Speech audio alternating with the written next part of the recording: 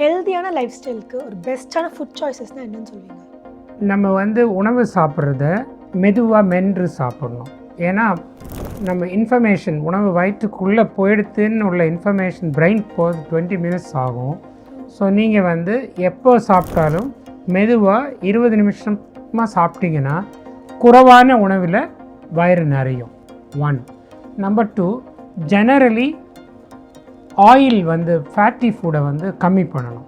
About ஒரு 300 ml oil fat மாதத்துக்கு நீங்கள் யூஸ் பண்ணிங்கன்னா ரொம்ப நல்லது. நீங்கள் நான்வெஜ் சாப்பிடக்கூடாதுன்னு சொல்லலை. நீங்கள் அதை ஒரு மாதத்துக்கு ஒரு தடவையோ 2 தடவையோ அண்ட் சர்டன்லி வாரத்துக்கு மோர் தென் 1 டைம் சாப்பிடவே கூடாது. அதை குறைச்சிக்கிறது நல்லது.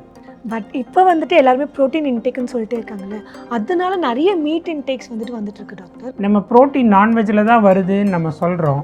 எல்லா உணவுலேயுமே ப்ரோட்டீன் இருக்குது. Vegetable proteins R in fact very good. நம்ம சாப்பிட்ற பருப்பு வகைகளில் நமக்கு தேவையான ப்ரோட்டீன் எல்லாமே கிடைக்கும்.